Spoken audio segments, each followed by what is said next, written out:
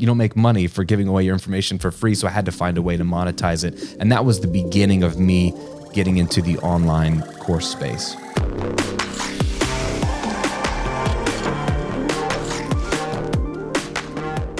Hi, everybody. Jason Marc Campbell. Welcome back to the Selling with Love podcast. And the guest that I have today is so funny. I run my online programs, my membership on this platform called Kajabi. Funny name, not relevant, because it's basically this, really interesting platform where I get to teach, automate a bunch of stuff around my marketing, and it gets a little complicated. And I'm always looking for answers. And the one that always shows up on YouTube is this gentleman, Cochrane. And he's teaching a lot of people on how to get paid for what they know, which is the title of his book, which is actually How to Get Paid for What You Know. And he is here to teach us a little more about, for those of you who want to be info entrepreneurs, which is selling your knowledge or being a consultant, a coach, and seeing that there's other ways for you to make money. We're going to talk about what's happening in the industry, how you can play a part of it, and how this is actually allowing you to make more. And I'm excited he's going to share some of his wisdoms. Every time I have a question around the platforms I use, he has the answers available on the social platforms. The man has over 80,000 monthly followers on his podcast, YouTube, his blog. He's always talking also about business mindset, productivity. He's actually helping people to have passive income in their lives. And this is what we're going to talk about. Is it real? Can we be passive and make some money? We're going to debunk some myths, talk more in depth, and be able to dig into his new book and see what we can learn. Graham, welcome to the show. Thank you so much for being here. Jason, thanks for having me, man. It's an honor. Yeah, and I'm serious. You've helped me so much. And this is why it's an honor to have you on the show. Every time I'm looking for those questions, you have a great presence online. But I kind of wanted to go into history because you've not always been kind of helping business owners or consultants. You had your own history in music, and that's kind of how you discovered this space where you can have a passion, do online courses, make passive income. Can you share us that history? Yeah, I stumbled into online business and, knowledge commerce or courses or e-learning, whatever you want to call it. I stumbled into it out of necessity. In 2009, my wife and I moved to Florida and I got a job. I lost that job. I had already lost a job in Virginia. So I lost 2 jobs in that year during the global recession. We bought our first house. We had our first baby. And that's when I lost my second job. And we were living off of savings, and I had a music background as a musician, singer-songwriter, an audio engineering background, so I would make records in the studio for bands, and I was doing that on the side for freelance money, just for fun. And so I tried to ramp up getting clients. I mean, like what you're trying to help people do is how to get clients. I was trying to get clients and make the sale, but I didn't know anybody in the area, so I thought I would go online and blog. I ended up shooting some videos on YouTube because I was trying to show my credibility, what I was doing in the studio. So I would want to show them the software that we're using. It's called Pro Tools. It's kind of like the Photoshop of the music world, but how I'd make a record, how it could make their vocals sound better, how it could make the drums sound better. And I thought it would be like a authority building thing, a credibility building thing. And what ended up happening is I built an audience without realizing it around my content who wanted to learn how to do it for themselves. They were the DIYers that were like, I want to do it myself. And this was mid 2000, early in 2009, 2010. We were about 9-10 years into a revolution with music technology, much like cameras got more affordable and you could make quality movies and take quality photos on the cheap. Same thing was happening with audio gear. And so there was a movement of people who wanted to not go to the studio and they wanted to learn how to do it themselves. It was a great convergence for me because I really believed everyone can make a record at home for cheap. And I just stumbled into being an educator, which led me down the path of building content and then building courses and how do you monetize this? Because I was making all these videos and people love them, but you don't make money for giving away your information for free. So I had to find a way to monetize it. And that was the beginning of me getting into the online course space. I'd be curious to ask you about this online course space. If you look at it from a market perspective, how would you say is the maturity of this market? Do you feel like, is it still the early stages? Do you feel like we're right in the maturity, or are we at the late stages of building courses to teach our knowledge? Yeah, I mean, no one knows the future. What does the Proverbs say? And then the book of James in the Bible says, don't boast about tomorrow because you don't know what a day may bring. Like, I don't know where the future is, but if I had to put my money on it, I'm pretty bullish on us being at the beginning of a 30, 40-year wave. This industry right now is hovering around a $300 billion a year industry, and it's growing. The negative Nancys will say it's becoming saturated. I think it's just people are waking up to this as a normal way to get their education, to learn. People aren't as interested in going to university as they were. It's so expensive. They're going into debt. What if I could just buy a course for a few $100 or $1,000 and learn a skill that I can then go turn into a business, or to get a raise, or to jump into a new career? And so I think people are open to it. It was harder to sell 10 years ago, 12 years ago, 13 years ago when I got started. You had to do a lot of convincing the people. How am I going to get this content delivered? Does it come in a DVD? Like there were so many questions back then. Now it's so normative that I think you're going to see more and more people coming online looking for information, and more people being willing to sell it. So I tell people, you haven't missed the boat. We're at the front of the wave, but get on the wave. Yeah, that's fantastic. And so many people are actually realizing that there's a lot that they can teach, and there's certain passions that they have, which would kind of beg me the question, like, I know you teach people how to get paid for what they know. Is there a minimum type of requirement? Are there things that we should know in advance, or are there certain qualifiers or disqualifiers for anybody who's maybe interested in building courses and getting in on this space to do it for themselves? Yeah, I think the great thing is that anybody can do this, because everybody knows something. Everyone has experience. What we don't know is is that valuable to someone else? Because most of the time we think what we know, what we're good at, it's so common to us. We assume everybody else knows it, or why would anybody pay me to know that? Like, we don't see the value. We undervalue ourselves, right? We don't see how much value we have to offer. So a part of the book and part of what I teach is trying to help people uncover like what's really valuable in there to somebody else. And then the other part of it is learning the technical side, which you mentioned Kajabi. Tools like that have come out, have made selling online so much easier. One solution, one click, everything's integrated, one login. I mean, I used to have to learn coding and slapping plugins together, and I'm not a technical person. But if you're motivated, you'll figure it out. But it's so much easier now on the technical side, but you do have to learn a couple of things.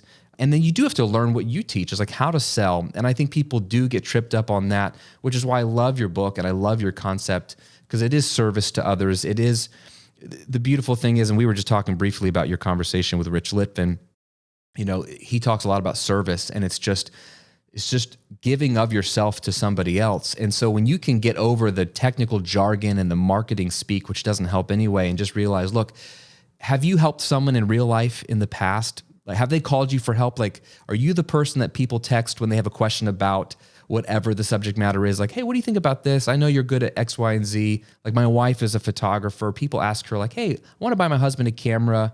Like, what should I get? Or what does exposure mean? Or what is aperture? If you're that person and people are asking you for help, then you have enough experience and knowledge to help somebody get a little bit further. And then all selling is just inviting them to go a little bit deeper with you and commit a little bit more to you to get so much more in return. And so that's maybe where people get hung up. And I understand that I didn't have a sales background. I'm a musician. I'm an introvert, like we talked about before we went on the air. I don't love getting in front of people and asking for their money. So if I can figure out a way to do it, anybody can do it. And the reason you can do it is because all you're doing is sharing what you know. And sharing is the word I like to land on. It's a sharing thing. And that's why 95% of what I put together in the world content-wise goes out for free every single week. And I feel really comfortable knowing that you could just get my free material and build a business off of it if you wanted to. So I don't feel bad asking for you to pay for my in-depth material if you want to go deeper. It's one of the reasons why I want to bring you on the show is you actually preach and teach something that I also think is extremely valuable to be able to sell along my concepts of selling with love. Is you'll have call it 95% of the people that encounter you will not buy anything. But the way that you structured your business is all these people are left better off even if they don't buy. And then you got that 5% that grows into a bigger pie that do buy, and they become really good customers. And I just want to acknowledge that. And for everybody listening, I will put a link to the YouTube so you can go deeper in conversations with Graham. Because when it comes to this marketing tech stuff, and first off, what Graham said, the technology is truly becoming so much easier than when I first started as well. For me, I think it was back in 2010. And you had to be really curious. Like, you had to figure out things and plugins, and the reliability wasn't there. Now it's become so fantastically easy. The technology is actually removing barriers as opposed to creating them, which basically leaves you left with what you know. Now, I'd love to know if you have any tools that you talk about in the book that could help someone who's like, okay, yeah, maybe people ask me about this or that. Should I be going through an internal process of fleshing out my ideas? Should I be doing something more to see if people would even buy this? How would I get started to validate that? Yeah, that's a great question. So in the book, I walk through the 6-step process that I coach people to into building these kind of information product businesses that are pretty automated and scalable. And step 1 is the most important, right? It's discovery. It's figuring out your profitable idea. And that's fun and could be challenging, but it's like treasure hunting. And so, the first part of that, there's 3 steps in that little process. But let's say you've done the first step, which is kind of getting selfish and listing all the things that you're good at, that you've helped people with in the past, that you enjoy reading about, talking about. I mean, for me on that list, it would include football and pizza and personal finance and investing and Star Wars and a bunch of random stuff that I'll maybe never get paid for. But then there's some stuff in there that then you're trying to find, okay, of those things that I like and I'm good at and I know a little bit about, where is there an intersection between what the market will pay for and other people need help with and find valuable? And so in doing that, you can do that, informally with family, friends on your social media platforms. Like if you were interested in fitness or helping people, maybe you've lost a lot of weight, transformed your body, and you had this amazing personal transformation. And so now you're really into fitness and you've helped a few people that said, wow, Graham, you lost a lot of weight. How do I do what you did? Maybe you're like, maybe I could help people in that area. You could simply get on social and just ask these 2 questions. Hey, I'm looking to help people with their fitness journey. Can you let me know if you're ever interested in transforming your body? What has been your biggest challenge when it comes to losing weight or eating right or fitness? Just DM me privately if you don't want to post it publicly. Like, I'm just curious to know what your biggest hang up has been. And then the second question is, like, what is your biggest goal around losing weight or getting in shape or your body this year? Like, what's the ultimate dream? Like, let me know in a private message. I'm trying to better understand people, how I can serve them. That kind of 2 sides of the same coin question is very helpful to know if you're doing it informally. But one process I take people through in the book is just, even if you're never going to write a book, it's funny. I didn't even think about writing a book when I started my business years ago, but I would use Amazon and look at what are the best-selling books in this category. Are there any books in this category? If there are no books being sold on the topic or niche you're in, that might be a question mark. Not always, but if there are books being published in your area, that's a really good sign that there are people that are willing to buy something around that area, for one, because publishers have gotten behind it, put money behind it. And then what I look at the top 5 books, in terms of number of reviews, let's say in a category, and then look at the table of contents. What are these books about? Like, what are they addressing? That gives you some indicator. They've already done the research of what people want, to put together a best-selling book. Look at the reviews, the 4, 3, and 2-star reviews. None of the fanboys, because they're going to love everything, or the haters are going to hate everything. But the mushy middle, people are going to love a little bit about the book, and then they're going to have some problems with other parts of the book. Or maybe the book was fine, but it just couldn't cover everything. So maybe there's a gap that you could fill. You can just learn a lot about what real people want. Why did they come to the book in the first place? What did they get out of it, and what was lacking? All of that gives you some insight into real people that need help in this area. And then you just kind of keep a document of like, man, it sounds like people get hung up in this area or really want this specific result. I thought it was this. Like for me, when I started this second business, teaching online business, I thought income potential was going to be high on the list. Like I want to be able to start a business so I can make more. And while that is a thing, I kept hearing in my initial research with people was flexibility. I just want to have flexibility. That's my highest value. Is I want to be able to take my kids to school or pick them up, or I want to be able to, like with your schedule, like, work out during the day and like do stuff during the day. And then I like to work at night, but I want that opportunity, or I just want to take a month off if I wanted to and travel, but that's not an opportunity right now. How could I have a business that allows me to do that? And that was important for me to understand. That's important to me personally, but now knowing that my people and a lot of people want to know that, I weave that into my content, my positioning, my marketing, because that's what the research told me. That's a very powerful and free way for people to do so much research that most of us have never considered. So if I understood this correctly, is whatever it is, this skill or the passion that we have that we think might potentially have, marketability, or at least a product market fit. People might pay to get that solved. Going to Amazon, finding a book in the category, the top one, looking at the mid-tier reviews and seeing all of the insights to better understand who would potentially buy this.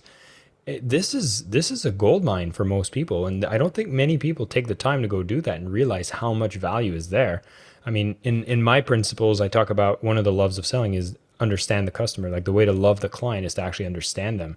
And I think this becomes a shortcut that I'm actually going to borrow. So thank you. And that's a really powerful one, because that's going to be real. Like, if somebody takes the time to leave a mid-tier review, that means they actually liked it. They wanted to solve a problem. They got genuine feedback. So I think this is something anybody who's listening to this right now can apply. Now, I need to address one thing though, Graham, is it feels like if I look at someone like you've been doing this for years, you've been teaching in this niche, right? And if I'm just getting started, like, how the hell do I get started without feeling so intimidated or even almost embarrassed? Because I'm looking at people that have been doing this for years. They have such a high level of sophistication. Who am I to get started in this space? Yeah, that's the big question, right? People call it imposter syndrome. The Journal of Behavioral Science did a study on, they called it the imposter phenomenon in that study, but they said 70% of adults struggle with feeling like an imposter with their work, including professionals like doctors, lawyers, marketing executives. 70% of adults. And I always say that the other 30% relying on that survey. I think that's interesting because it just shows human nature, that you can be the people you're looking up to or you think are crushing it, they're probably really insecure. And I can say that from experience. The more successful you become, or whatever your accolades are, or whatever metric you use for success, once you have it, you're afraid of losing it. And you see the other people who are like the newbies on the block who are now crushing it and doing as well as you, if not better than you. And you're like, oh my gosh, they got there faster than me. So it never goes away. But the who am I to do this, I think, is just human nature, because we just undervalue, again, who we are. Who are we to do anything? Who is anybody at the top in whatever niche you're in? Who are they? They're just another human being. And not to diminish from them, but that we're all human beings. And so we all have an experience. It's different experience. But here's the great thing is I talk about this in the book, is we have to reframe what it is people want. People don't want an expert. They don't need an expert. They want results. They're too selfish. They don't care about you and your credentials. They don't care about your story. No offense. What they need is help, and they need transformation. So they're looking for people. They're Googling or searching on YouTube. They're looking for help. And if they find you, they're wondering within 3 seconds, can this gal or this guy help me? Will they help me? And so if you spend all your time talking about how awesome you are, they're going to tune out. But if you start to dive in and help them and serve them and love them, like you were saying, then they're going to pay attention, because we pay attention to people that serve us, right? The people in our lives that we love the most are the people that are generous, who are selfless. We pay attention to them. The people that just talk about themselves, like we tune out, right? So the great news is you don't have to be an expert. For example, when I started in the music space, my first business, the Recording Revolution, I thought, why would anybody watch my videos or care about me teaching recording or mixing? I'm just a normal audio engineer. I'm not. I don't have a Grammy award. None of my clients you've ever heard of, they're all indie artists.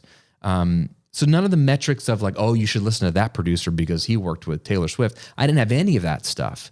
So I thought, why would people listen to me? And I was surprised to find out people listened to me because what I shared with them helped them. And that's all the credibility they need, is like, well, he said to go do this one trick on this one thing. I did it and it worked and it sounded great. This guy's great. And then he came back for more. And so I just tell people, when you're getting into this space, it is not going to serve you to, whatever your niche is, to look at the big players in the space. Don't look at them. It's only going to make you feel even more like an imposter. And that's sort of like that you're climbing up the ladder, you're looking up the ladder, and you're like, oh my gosh, like I'm never going to get as high as they are. Instead, just look behind you in the journey at the people that aren't where you are, that just want to get a step further. Can you help move them one step further? They'll love you forever. You can be a small fry. No one could know your name, but you can find your few hundred to 1,000 people on the internet who will pay you regularly for coaching, a course, a membership, whatever it is, and you can make a 6-figure-a-year business. So it's like, what do you want? Do you want to be well known? That's different. And that maybe takes a different path. Or do you want to have a business that gives you freedom and you want to serve people and go to sleep feeling like you did something that you believe in? Well, that's much easier to pull off, and you don't need to be an expert to pull that off. It's just helping people get a step further in their transformation journey. I'm going to do another plug for everyone listening to this. Like, Graham is such an amazing speaker, as you can tell here. He's also written this amazing book, How to Get Paid for What You Know, turning your knowledge, passion, experience into an online stream in your spare time. I'm going to put a link to his book. Definitely grab a copy of this. If you are in the path, you are learning, teaching, coach, consultant, you'll want to get a copy of this book. This is going to be foundational to getting yourself started, which brings me to another question, Graham, which is, if I understand the product side, you already said, whether it's a online course membership, community, there's various things that you can structure to be the online business here. But now a lot of times we focus on this whole social media aspect or content aspect, right? So which is like, oh my God, okay, I want to get started. What do I need? I need to do TikTok reels. I need to do Instagram, YouTube, blog, podcasting. Yeah, this is a podcast. I'm listening to a podcast. I should do a podcast. It's overwhelming. And I'm sure you probably get this kind of question, which is like, what's the one thing I should do? But I'd just like to know your opinion. Like, what are some of the things I should be thinking about as I'm trying to find a way to get more people to know about who I am and what I do? Yeah. So a couple of things here. This is important. A side note related to this. It doesn't help when you just look at what other people are doing and then just go copy them, because you don't know if it's working for them. They're just doing it. Just because they're posting reels doesn't mean it's doing anything for their business. Like, do we know? We don't know because we're not them. Only they would know. And B, just because people are doing it, even if it's working for them, doesn't mean it's going to work for you. They have their own goals, their own business, and every business is different. That aside, what every business needs is leads. You need people to know that you exist, right? This has always been the case. And so a traditional form of getting leads is advertising. The great news is, in today's modern age, you actually don't have to run ads to get leads. You can get leads for free through content, something called content marketing. And this is what I teach. So I don't run any paid ads. I never have. But what I do is I create free content that's discoverable, because the beauty of search engines is if people are going to Google and YouTube, which are the two most visited websites in the world, and they're both search engines, right? If they're going there every day, looking up stuff, how to fix my toilet, how do I make a proposal? Like, how do I lose weight? Like, whatever, they're going there every day and telling these platforms their deepest, darkest secrets. These are starting points for people's, online journeys. You should show up there, and you can show up there for free by having content that's crawled by these search engines. And that would pretty much include, if you have a blog, Google will pick it up over time. If you make YouTube videos, YouTube is a humongous search engine. I don't really look at it as a social media platform. It's number one as a search engine. And so if you have videos there, it'll show up. And then podcasts can show up as well. But with Apple Podcasts, it's a little bit more of a closed loop. But especially if you have, like what you do all three perfectly. You have a blog that has the YouTube video embedded, the podcast embedded. So you're kind of combining them, which I like to do as well. That kind of content is what's going to get you discovered, as opposed to TikTok, Instagram Reels, Snapchat, any of these things. You could go viral. It could get discovered. Much harder, though, because these platforms are generally closed loops. Generally, people are just looking for entertainment and just liking things. They're not going to these platforms to learn something. So if you want to sell your knowledge, be on a platform that you could post a video 5 years ago and it will still show up when somebody searches that topic. I'm all about efficiency. So if I want to create content every week, I'm looking at all the platforms around. I'm thinking, what's the best and highest use of my time? I could do it all, but I choose not to because I have other goals in life. And so I make YouTube videos primarily. I've done podcast, blogging, YouTube, but my YouTube, I think, has been the biggest source of leads for me in terms of best use of my time. So if you shot 1 to 2 videos a week on YouTube, that's going to, over time, you're going to start to show up in these search feeds. The algorithm has gotten even more democratized for newer channels. I tell people, my oldest daughter, she's 12. She wanted to start a YouTube channel doing like walkthroughs of this video game called Roblox. And within that game, there's a game called Bloxburg, and she builds these houses. And she wants to screen capture these builds that she does and share these houses. And so I set her up with a YouTube channel, and she shot her first video. I showed her how to upload it. I was like, what is this video about? So she told me what it's about. I was like, here's how you should title the video. Like, I'm not that creative. I'm not an SEO person, but Roblox is the name of the video game. Bloxburg is the game within the game. How to do this type of build, like very straightforward. I was like, let's make that the title. Couple of basic things to tell YouTube what this video is about. I showed her how to make a decent looking thumbnail in Canva, which is free. She uploaded the video. We go off with our day, come back 3 hours later. We search Bloxburg, Roblox, how to do this we're looking for that type of video. She's on the first page of results. She has 0 subscribers, 0 followers, but she's showing up on the first page of results when people type in that video game in that topic.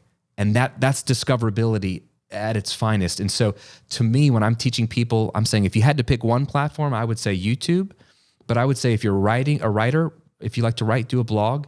If you're good at speaking and you don't want to deal with cameras, get a podcast going. But you need to create content that's evergreen, that will live on forever, as opposed to wasting all your time doing TikToks and Instagram Reels that might blow up, but they're going to disappear in the feed after 24 hours. And it's just not, the chances are not in your favor. And you have a better chance of getting an ideal warm target from these discoverability platforms like YouTube, blogging, podcasts.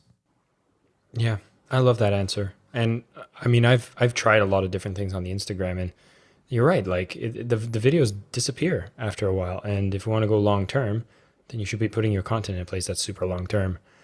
Graham, I feel like we're just touching the surface on everything that you know, but I do want to bring it to the question I love to ask my guests, which is, you're on the Selling with Love podcast, so I have to ask you, what does selling with love mean to you? Man, it means, that's the greatest phrase ever. Look, kudos to you for getting that book title. Selling with love means putting other people first, right? So you've had Bob Burg on the show. I love The Go-Giver, my number one favorite book to recommend. I was lucky enough to have Bob endorse my book, which was a crazy story.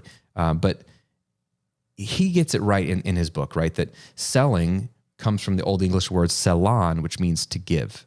So selling is just giving, and it's giving of yourself for the benefit of the other person. So selling with love means you can't sell crap, or you can't sell something that's bad for somebody, because that's not really selling with love. So get out of the business of selling. And I used to sell radio advertising, and I didn't believe in it years ago. I was like, this doesn't work. I'm taking these small business owners' money. It doesn't work, is what I believed, right? So it was hard for me to make a living doing that because I didn't believe in it. So sell something you believe in, number one. And then number two, realize that selling is just offering. It's just giving something that you know will totally blow people's lives up in a good way and take them to the next level. It's not up to you to take their money. They're either going to be able to afford it or choose to afford it, which is the better phrase, or not. But it's your job to offer it and say, man, open up your hands. And I always think about a waiter at a restaurant. How do they sell to you? Oh, sir, would you like another cocktail? It's so innocuous. I would like another cocktail. They're not ramming this drink down my throat. They're not taking my money. They're just offering me something that I know I'm going to enjoy. And it's up to me to say, oh, I don't really want to pay more, or I haven't had enough, and I can say yes or no. But at least they made the offer. So to me, selling with love starts with, do you care about the other person and their success and their benefit? If you do, you're only going to sell good products, and you're going to have their best interests at mind and just offer them something valuable. That's all selling with love is to me. Graham, that is a powerful answer. And thank you so much for coming on the show and sharing with me. I know there's so much more we could go deeper into, but the good news is for all the listeners, of course, I've put a link to both the book that just came out, so you're going to want to get a copy of that. As you know, when I brought my book out, I was really encouraging you all to pick up my book. It supports us so much when we release a book to buy them early on. So go and click that link, get a copy. It's available as an ebook, an audiobook, and hard soft cover. So you'll be able to grab that. And we're going to put a link as well, so you can actually go and find the YouTube channel where Graham has tons of content, tons of things that you can learn, dig deeper into building your own online business, whether you're a coach, consultant, or small business. There's so much you can do when you start actually leveraging online platforms and actually being able to teach. If you have a curiosity, you have something you're passionate about, you've learned strategic things you can apply right now to get more information, understand your clients more, and go out there and serve them in a beautiful way. Graham, it's been an absolute pleasure having you on the show. For everybody else listening in, keep selling with love.